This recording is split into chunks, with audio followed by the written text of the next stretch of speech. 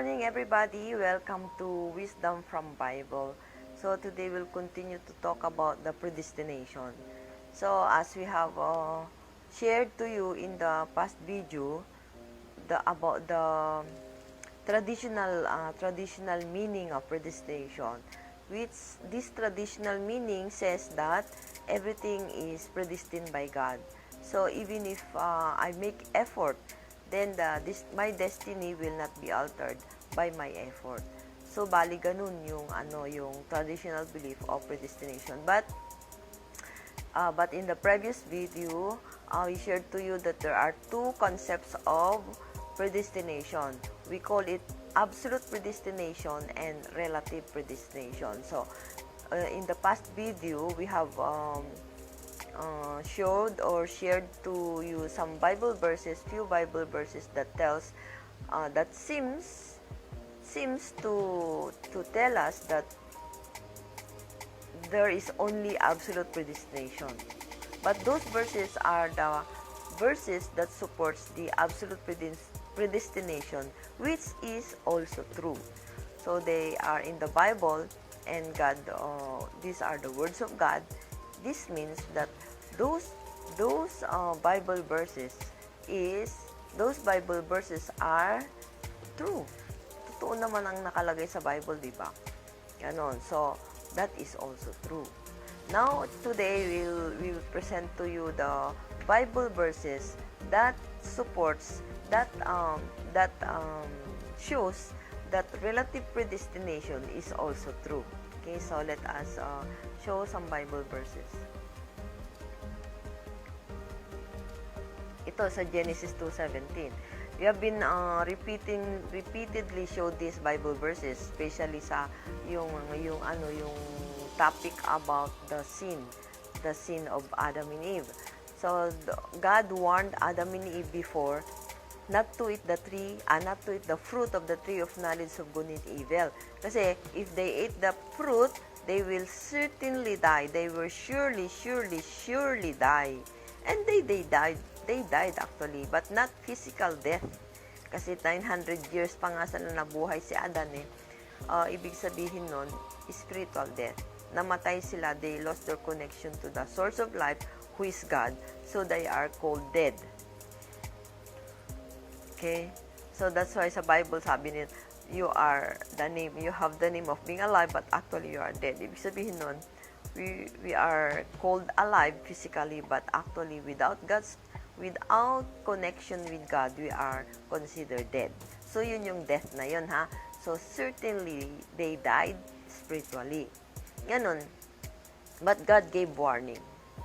Ibig sabihin nito, when it comes to the predestination of God, of course, God predestined them to become the children of God, to become sinless people who can multiply also sinless children, and who can create a family that is sinless, full of sinless family members, sinless people, and then they can expand to sinless society, ganyan.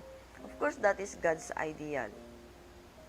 Pero, si Adam and Eve may responsibility. Ito na yung relative predestination. That the accomplishment of God's will is relative to man's portion of responsibility. So, yun yung relative predestination. The relative predestination means that the accomplishment of God's will is relative to the responsibility of men, is relative to the effort that will be made by men. Yung effort na yon is with his own free will and free action. Kailangan willing ang tao to do that responsibility, to be able to accomplish the will of God. Kaya yun ang ibig sabihin ng relative predestination. So this is one way this is one verse that tells us that relative predestination is true. So another one is in Genesis 6:6. The Lord regretted that he had made human beings on the earth, and his heart was deeply troubled. Bakit nag-regret ang Diyos? Bakit nagsisi pa ang Diyos kung bakit pa siya gumawa ng tao? Kung absolute predestination lang ang totoo, sana hindi siya nag-regret kasi plano niya pala yun magkaroon ng wala yung hindi plano naman na pala niya yan kung kasi absolute predestination means everything that happened is God's will. Bakit siya mag-regret? Why? Because that was not his plan for man to become sinful. Kasi yung sinabi niya ito yung panahon ni Noah. That's why he decided to destroy all. Yan ang decision niya. Next dyan, sinabi niya na I will destroy the earth. The earth means the people, the evil people. Kaya ang naiwan lang ay pamilya ni Noah. So bakit nag-regret ang Diyos? Because that was not yung pagiging sinful ng mundo is not God's will. Hindi niya gusto yon, di ba? So, ito ang nagpapatunay that relative predestination is true. So, there are two predestination, absolute and relative. So, these are the Bible verses tells us that relative predestination is true, is also true. And then dito rin sa John 3:16, very popular ito sa atin sa mga Christians. So, for God so loved the world that He gave His only begotten Son, that whoever believes in Him shall not perish, but will have an eternal life. For God did not send His Son into the world to condemn the world, but to save. He did not send His Son to condemn the world, but to save the world through Him. So, God's plan was to save everybody. Lahat. Wala siyang kinondem. Yung traditional belief ng predestination, yung traditional meaning ng predestination tells us that God predestines some people to be condemned. And God predestines few people to be saved. Parang ganyan. Destination na ng mga taong iba na pupunta na sa heaven. Destination na ng ibang taong iba, ng mga ibang tao na pupunta sa hell. Ang ganyan yung traditional belief in the predestination. But that is mistaken. Parang nakaka-confuse. Why? Because hindi natin nakita, hindi natin naintindihan na meron din palang relative predestination. Okay, so itong relative predestination is very clear in Genesis 3:16 to 17. Whoever, ibig sabihin, kung sino lang yung susunod, sino lang yung magsusunod kay Jesus Christ, sino lang na ang maniniwala kay Jesus Christ, siya lang yung magkakaroon ng eternal life and live with God. Whoever. So this is very clear that man's effort is important to accomplish the will of God. Okay, so another is itong, I think, Matthew 7:7-8. This is also very popular. Ask and it will be given to you. Seek and you will find it. Knock and the door will be opened to you. For anyone who asks receives, anyone who seeks finds, and to the one who knocks, the door will be opened. Anyone. So, maski sino, anyone who will seek and you shall find. Ask and it will be given. Knock and it will be opened. Anyone, ibig sabihin, walang discrimination ang Diyos. Anyone, sabi niya. Maski sino pa yan. Anyone, okay? As if anyone sa buong mundo. Anyone who asks will be given. Anyone who seeks will find it. Anyone who knocks, the door will be open. So, ibig sabihin yan, anyone who make the effort, anyone who exert effort, anyone who use the body to do something, pag-ask siya from God, ay mabibigyan yun siya.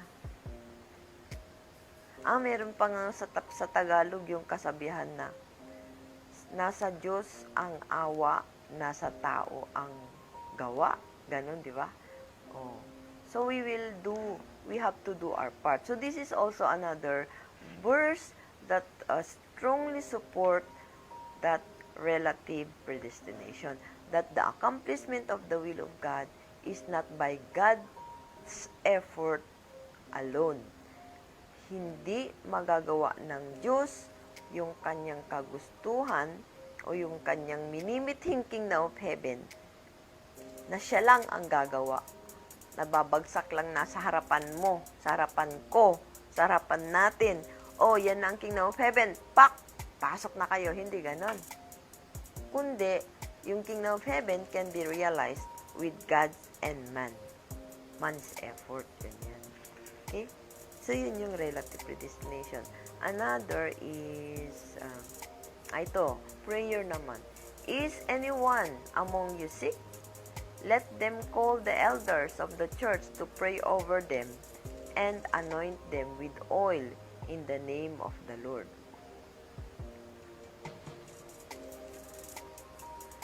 And the prayer of the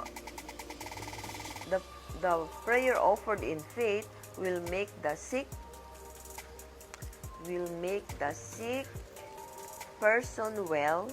The Lord will raise them up. If they have sinned, they will be forgiven. So, yung effort natin to pray for others, mayroong effect yun. Hindi kagustuhan ng Diyos kasi na ang mga tao ay magkaroon ng mga sakit. Ang gusto ng Diyos is that His children will be healthy and happy. Ganun. Kaya sabi niya, if anyone among you is sick, you call the elders and pray for them. Pray over them. Tapos, marami namang nagagamot ang prayer, di ba? Not because of the person who prayed, but because of God. Ginagamit lang ng, parang kasi may effort siyang ginawa, and so God can do. Ganun. Gusto ng Diyos na ma-heal siya, tapos, pupuntahan mo para i-pray or i-try mo yung best mo to heal them, then they will be healed because of the effort. Kasi ganun yung prinsipyo ng Diyos, na kapag may magawa ng effort, mag-exert ka ng effort, meron ding corresponding power from God. Ganun. Okay, so another is, meron pa ba? Ito. Sa 2 Peter 3:9. The Lord is not slow in keeping His promise, as some understood slowness. Instead, He is patient with you, not wanting anyone to perish, but everyone to come for repentance. So, everyone, He did not plan for anybody to perish. Hindi siya nagplano na may mga pupunta sa hell. Wala talagang kagustuhan ng Diyos na merong mga damnation, ganun. Ang gusto lang niya is salvation. So, ganun yung ng Diyos, yung will ng God. So, that is precisely the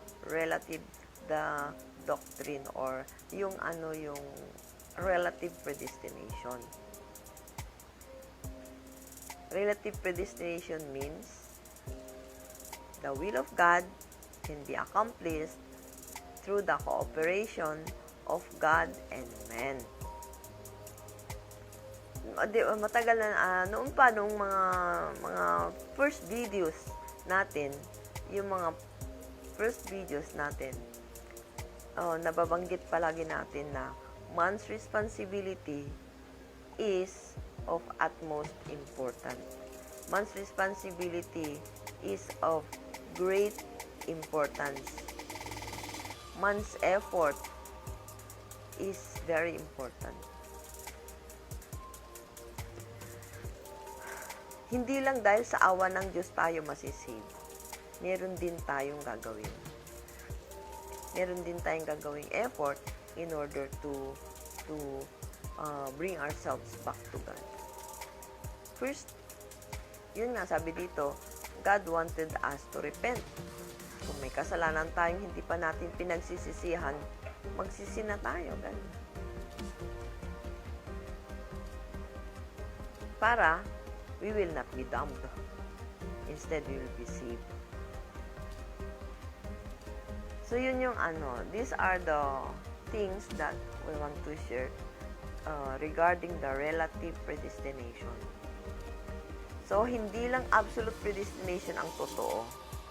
Relative predestination is also true. Ngayon, depende yan sa kung saan ginagamit ng Diyos yun. Saan yan nagagamit. Saan ba, in what situation, in what aspect is absolute predestination apply.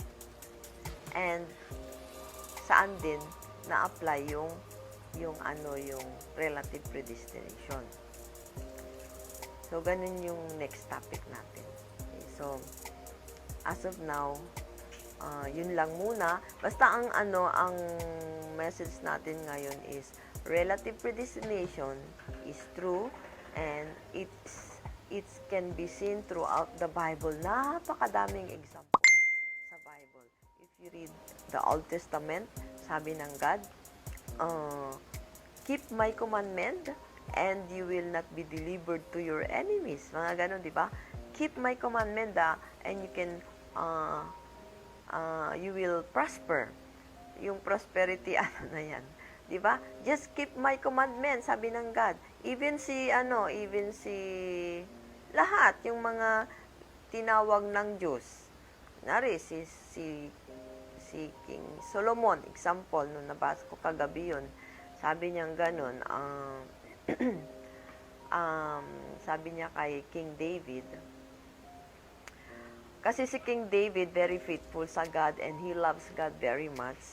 Sabi ni King David, bakit yung Ark of the Covenant nandoon lang sa tent? Samantalang ako, I'm living in the palace. Samantalang yung Ark of the Covenant na yung binigay ng Diyos na yung Ten Commandments nandoon sa loob, tapos nandoon din yung mana, nandoon yung stuff yung ganun. Andoon lang siya sa tent, sabi niya. Gusto kong gumawa ng ng palasyo. Gusto kong gumawa ng magandang bahay ng God in the name of God, sabi niya. Tapos, sino ba yung prophet niya at that time? Nathan ba yun? Anyway, sinabi ng prophet, sinabi niya yun, napakita nung ang God kung ano. Tapos sabi ng God, sabi ni Heavenly Father, sabi niya, ay, sabihin mo kay King David na hindi siya ang gagawa ng bahay in my name, sabi niya, the temple. Sabihin mo na I will raise up one of his sons to build my temple, sabi ng God.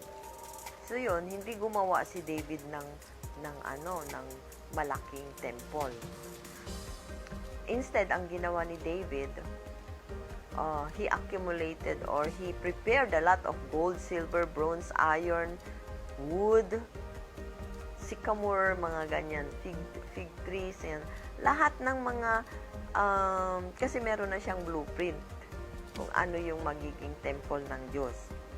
So, plinano na niya yan. Ganda ng, architect, or mga, nakaplano na lahat. So, si David, siya talagang lahat ng mga kailangan, he tried habang buhay siya, nag-accumulate siya para doon yung anak niya na si Solomon ay makagawa ng temple, ganon. Tapos ang sabi ng God kay David, as long as Solomon will keep my commandment and hold on to my, talagang sumunod siya sa mga patakaran ng Diyos, His kingdom will be forever. His kingdom, He will reign. His kingdom will be forever. Sabi niya, forever, yung temple na yon din. Ibig sabihin, yung temple na ginawa ni Solomon, dapat sana ay yan. Forever yan. As long as Solomon will keep his path along with the will of God. So yun din, isa din yun, pero si Solomon may mga nagawang ano. Kaya after Solomon's reign, Israel was divided into two. They became divided country. Diba? So, bale, yung predestination ng Diyos kay Solomon is to become talagang, he is the most powerful king at that time, the wealthiest, full of wisdom, si Solomon. God was with him. Sabi nga ng God He will be my son and I will be his father. Sabi niya. Galing ano. Pero kasi, siyempre, based on the relative predestination nga, meron pa rin dapat gawing effort si Solomon to keep God's commandment para matupad yung sinabi ng Diyos. Meron ding possibility na hindi niya gawin yun, kaya hindi niya nagawa nga, kaya nasira. It was totally destroyed, di ba? So, ganun yung relative predestination. Meron tayong gagawin. Kaya nga ang tagal na nating hinihintay yung Kingdom of Heaven na pinapromise ng Diyos sa atin, hindi pa rin magawa-gawa hanggang ngayon. Bakit kaya? Nagkukulang ba ang Diyos? Nagkukulang ba ang God sa pag-guide sa atin? Nagkukulang ba ang Diyos sa kanyang mga gawain? Never. God always do. He even wanted to do our part kung pwede lang. Pero based on His law, hindi niya pwedeng gawin yun. Kasi sisirain niya yung original plan niya na we have to do it freely and willingly, yung responsibility natin. Kasi ayaw naman yung napipilitan lang tayong ginagawa natin yung will ng Diyos. Ikaw din naman, di ba? Tayo din naman. Kung meron isang tao nakikita ng pipilitan lang, ayaw, magluto ka ng itlog. Tapos nasunog-sunog pa yung itlog. Di ba? Masaya ka ba sa ganun? Di ba? So, also God will feel like that. Ayaw niya yung napipilitan ka lang. Gusto niya yung with love na gagawin mo. With love na, I will do this because I love you. I will do my part because I love you, God. I love you, Lord. Ganun. Yun ang masaya sa Diyos. Yun ang hinihintay niya sa atin. Yun yung relative predestination, which is God's principle.